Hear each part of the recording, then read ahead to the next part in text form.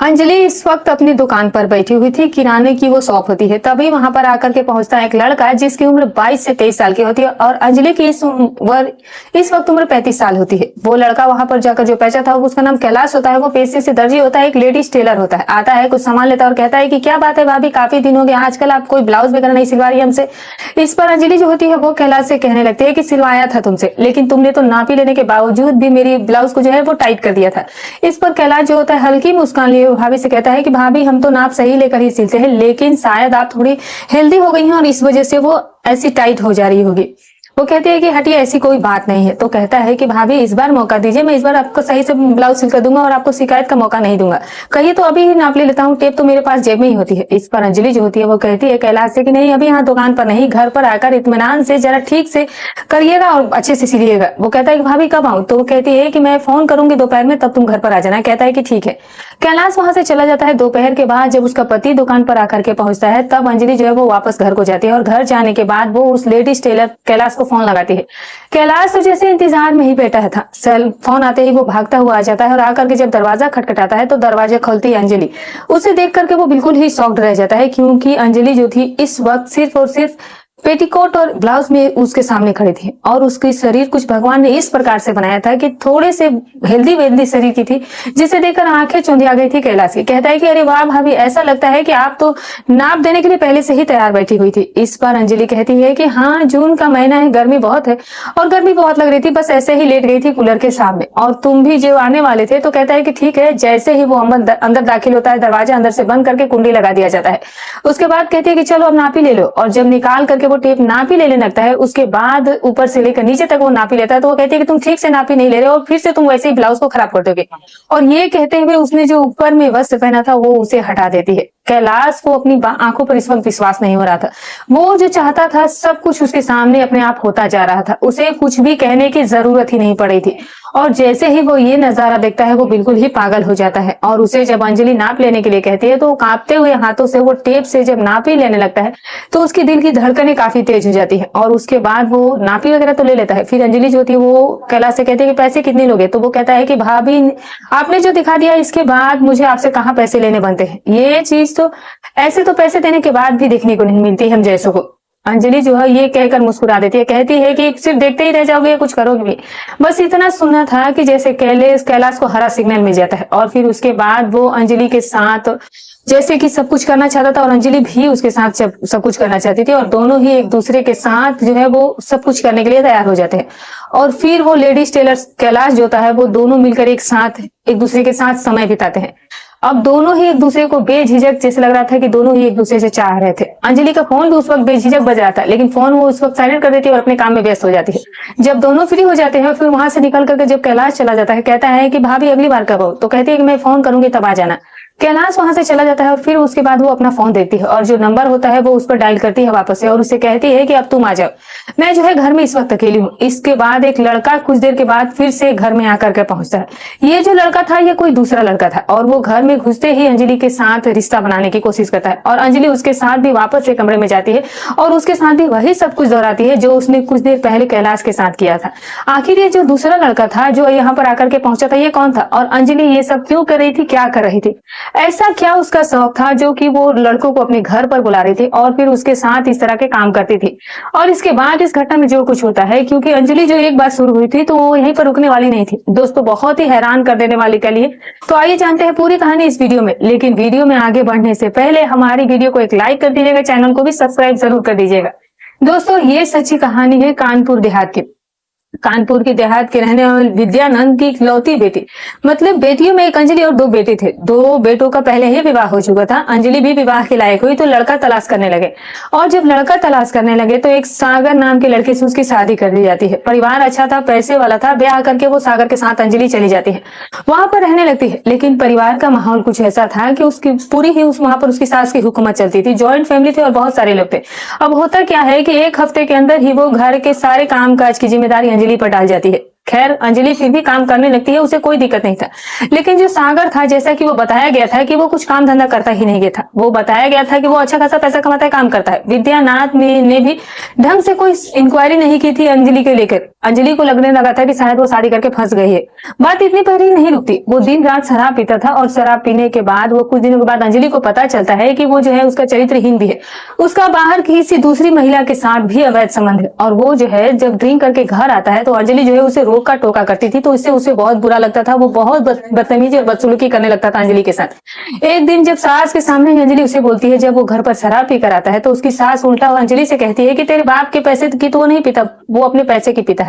और सागर जो होता है वो अपनी माँ का जब सपोर्ट पाता है और जब वो इतनी नशे में होता है तो अंजलि को घसीटता हुआ वो कमरे में ले जाता है और पहली बार उस दिन वो अंजलि के साथ मार पिटाई करता है। लेकिन अब ये जो सिलसिला शुरू हुआ, एक बार जो उसने हाथ छोड़ा, तब उसी दिन से वो अंजलि के साथ मार पिटाई करने लगा। अब अंजलि ने मन बना लिया था कि वो सागर के साथ नहीं रहेगी। जैसे ही रक्षाबंधन आता है और भाई उसे ले आने के लिए आता है बहन को, जब रक्षाबंधन पर वो जब घर जाती है तो वो वापस दौड़ करके ससुराल नहीं आती है। परिवार जब बेटी को परेशान देखता है तो बेटी जो है वो सारी बातें कह सुनाती है। परिवार जो भी होता है वो भी अपनी बेटी के साथ देने का फैसला करता है। जब लिवाने के लिए सागर उसे आता है तो वो उसके साथ जाने से साफ मना कर देती है और बात मामला जो है यहीं पर बस खत्म हो जाता है। आपसी सहमति से दोनों के बीच में तलाक हो जाता है। अब अंजलि वापस से अपने मायके आ चुकी थी, लेकिन बाप की चिंताएं बढ़ने लगी थी। एक तलाकशुदा लड़की घर में जवान बेटी, आखिर वो कब तक बैठा के रखेंगे? आज नहीं तो कल कहीं ना कहीं उसे उसकी शादी तो करनी ही पड़ेगी। इससे पहले कि बेटी एकदम कुछ गलत कदम ना उठा ले, विद्यानाथ जो होते हैं वो फिर से एक बार की तलाश करने लगते हैं। लेकिन अब एक तलाकशुदा महिला की शादी होना, विवाह होना और उसके लिए एक अच्छा लड़का मिलना भी इतना ये आसान नहीं था। आखिरकार लड़के की तलाश जाकर खाती है भोला राम नाम के एक व्यक्ति पर, और भोला राम जो था वो भी शादीशुदा था और उसकी पत्नी का देहांत हो चुका था और उसकी भी एक बेटी थी जिसकी उम्र इस वक्त 12 साल थी। लेकिन वो संपन्न परिवार से था, किराने की एक दुकान थी और खुद की खेती बाड़ी थी, अच्छा खासा वो पैसा भी कमाता था। विद्यानाथ जी को ये रिश्ता पसंद आ जाता है और इससे भी बात की जाती है तो ये भी शादी के लिए मान जाती है, जो अंजलि होती है, और अंजलि का विवाह भोलाराम से कर दिया जाता है। अब भोलाराम के साथ विवाह करके वो उसके घर पर चली जाती है। अब भोलाराम के परिवार में ऐसा था कि भोलाराम और उसकी बेटी बस 2 ही लोग थे। लेकिन भोलाराम का छोटा भाई और उसकी पत्नी वो जो है बगल के ही घर में, मतलब कि एक ही घर के 2 हिस्से किए गए थे, तो वो बीच में दीवार घिरी हुई थी। दोनों का रास्ता अलग था, वो परिवार और ये साथ में ही रहा करते थे। लेकिन भोलाराम ने दूसरी शादी करके दूसरी पत्नी लेकर आई। ये बात उसके भाई और उसकी पत्नी को पसंद नहीं है, क्योंकि उनकी नजर जो है वो भोलाराम के जमीन जायदाद पैसे रुपए पर थी। वो सोचते थे कि अंजलि जो उसकी बेटी है भोलाराम की, कल को वो बड़ी हो जाएगी, ब्याह करके चली जाएगी और भोलाराम जो की है वो एक दिन मर जाएगा और एक समय के बाद ये सब धन दौलत जो है वो उनको मिल जाएगी। ऐसा भाई और उसकी पत्नी सोचते थे। लेकिन अब जब भोलाराम दूसरी पत्नी ब्याह करके लाया तो उनके मंसूबे पर पानी फिरने लगा। अब वो चिढ़ने लगे, आए दिन उनका भोलाराम से लड़ाई झगड़ा होने लगा। अब वो इस पर भी आने लगे, अंजलि पर, इसके साथ भी वो लड़ाई झगड़ा करने लगे। किसी न किसी बहाने से ये सब कुछ चलता रहा। लेकिन अंजलि जो होती है उसने भोलाराम की बेटी को भी सगी मां सा ही प्यार दिया। वो बहुत अच्छे तरीके से उसका पालन पोषण करने लगी। वो भी उसे मम्मी मम्मी कहने लगी थी, वो भी उसे अपनी माँ मान चुकी थी। अब होता क्या है कि जो किराने की दुकान होती है उस पर सुबह भोलाराम दुकान पर जाकर बैठता था तो अंजलि घर में काम कर निपटा लेती थी। उसके बाद अंजलि जाकर के दुकान संभालती थी और भोलाराम जो होता था वो खेतों में चला जाया करता था। अपने खेत वो शाम तक ही खेतों में ही व्यस्त रहा करता था, उसके बाद घर आ जाया करता था। या कभी अंजलि सुबह जाती तो भोलाराम दोपहर में दुकान पर जाता, और कभी भोलाराम शहर जाता दुकान के संभालने के लिए। और खेतों के काम की वजह से इस तरह से उनकी जिंदगी चल रही थी। दिन जो थे वैसे ही बीत रहे थे। लेकिन अब मामला यहाँ फंसता है कि 12 से 13 साल का डिफरेंस था भोलाराम के और अंजलि की उम्र में।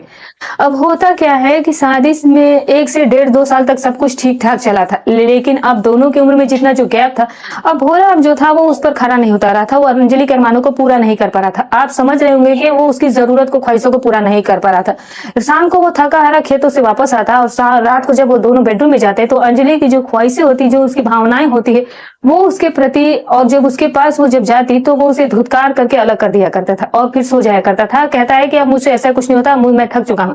अंजलि जो थी वो अधूरी ही रह जाती थी और मन मार करके सो जाया करती थी। लेकिन ऐसा वो आखिर कब तक करती? जब उसकी भावनाएं जब उसके काबू से बाहर होने लगी तो उसने दूसरा रास्ता खोजने का सोचा। और जब वो दुकान पर बैठती थी तो वो अलग अलग लोग और लड़के जो है वो सब उसकी दुकान पर आया करते थे और अंजलि से वो लोग फ्लर्ट भी किया करते थे।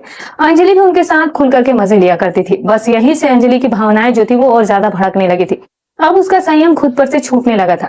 और बस एक लेडीज टेलर था, उसके साथ अंजलि के साथ ये सब कुछ वहां पर इस प्रकार से शुरू हो जाता है, जैसे कि कहानी की शुरुआत में मैंने आपको बताया। अब कुछ दिन तक ऐसा ही होता है। अब लेडीज टेलर कैलाश के साथ अंजलि का अवैध संबंध जो था वो इसी तरह से चल रहा था, लेकिन इस बात को खबर उसके देवर और देवरानी को लग जाती है, और ये बात जो है वो उसके पति भोला राम को बता देते हैं। भोला राम आकर के जब उसे सवाल जवाब करता है अंजलि से, तो अंजलि उसे बताती है कि तुम पागल हो क्या, तुम बेवकूफ हो, तुम किन की बातों में आ रहे हो।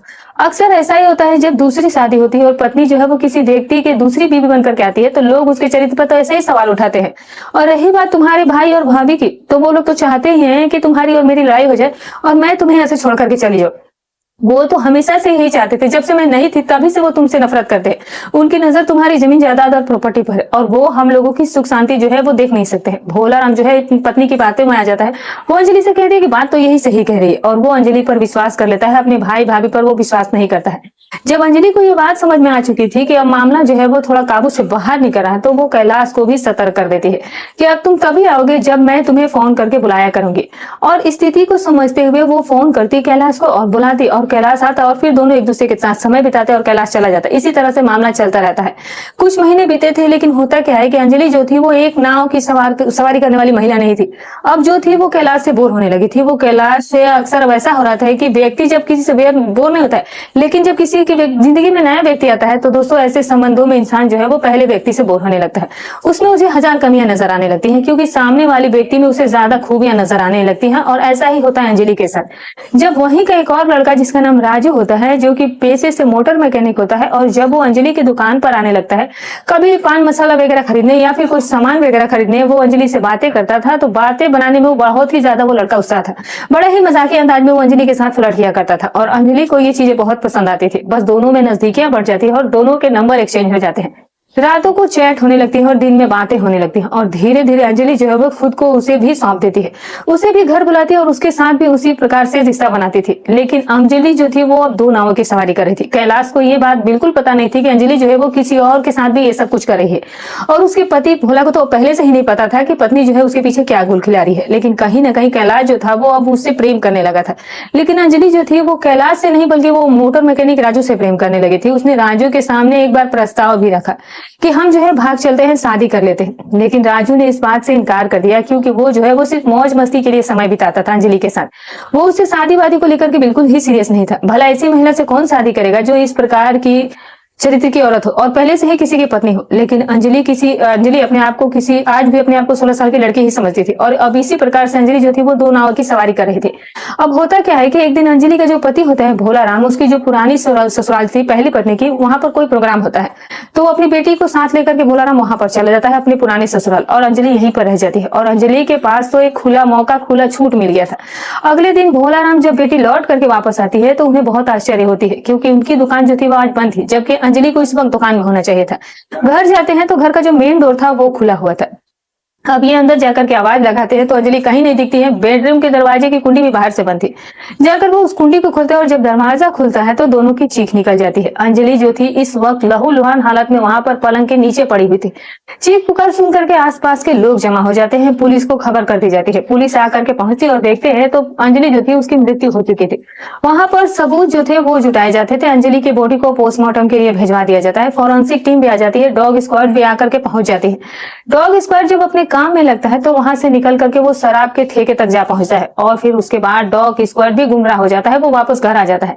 अब पुलिस जो थी वो बाकी के वहां से सारी सबूत जुटाती है। पुलिस को जो है रूम के ही वहां के जो बाथरूम थे वहां से एक चाकू भी बरामद हो जाता है, जिससे कि अंजलि को मारा गया था। वहीं खून के निशान भी मिलते हैं, यानी कि मतलब कातिल ने वहीं पर अपने आप को अंजलि को मारने के बाद साफ भी किया था, और फिर उसके बाद वो वहां से गया था।